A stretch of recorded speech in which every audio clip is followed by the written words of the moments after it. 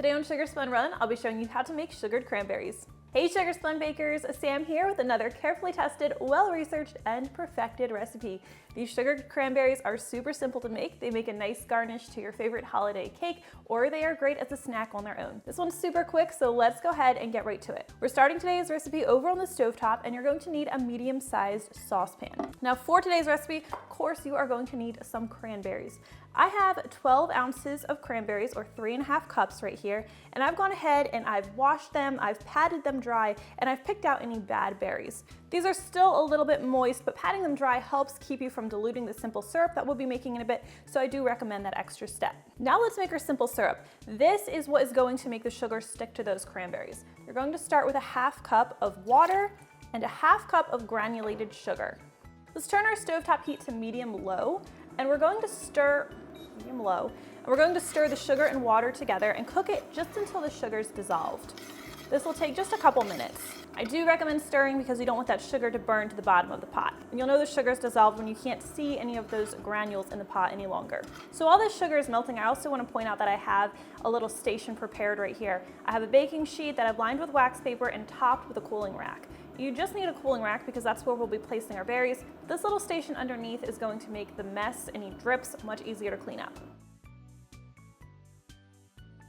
I'm going to switch over to a spatula because I want to scrape that sugar that's on the bottom of the pot.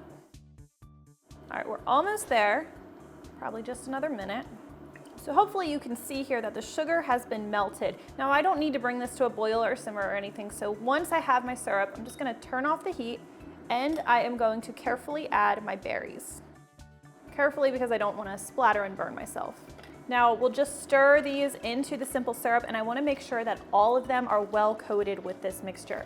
If they're not, the sugar is not going to stick to them in the next step.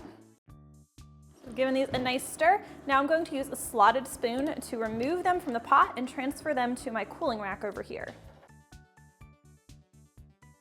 You can tap off any extra syrup. And ideally, the cranberries won't be right on top of each other. You'll want to space them a little bit, that way they don't stick together. Some of them are going to be touching, that's fine. You just don't want them all stacked on top of each other.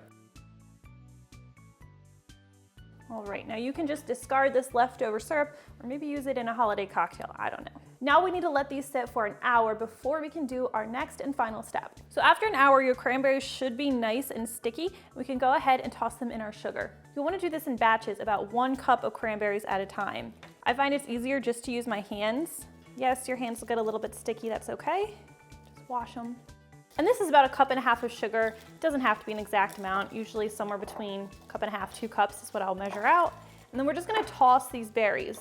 And if they're sticking together, gently break them up a little bit because you want them to be completely coated with sugar. Look at that, they look so pretty and sugared. I'm gonna put these on top of a cake. Now a slotted spoon is great again here because you can shake off the excess sugar right back into the bowl. Oh, look at that, see, these stuck together. So you're gonna have those sticky spots on them. Those are going back in the bowl.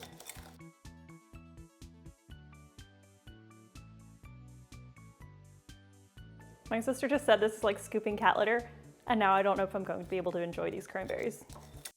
Great, that's all I can think about now.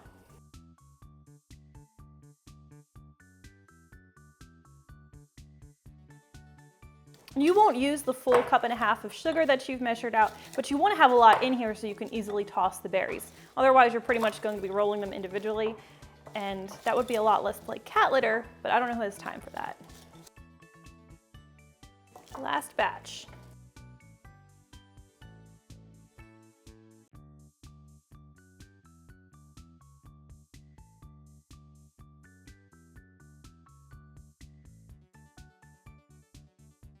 All right, now ideally you should, again, space these out a little bit more, and you should really let these sit for at least another hour so that they can dry completely before you use them.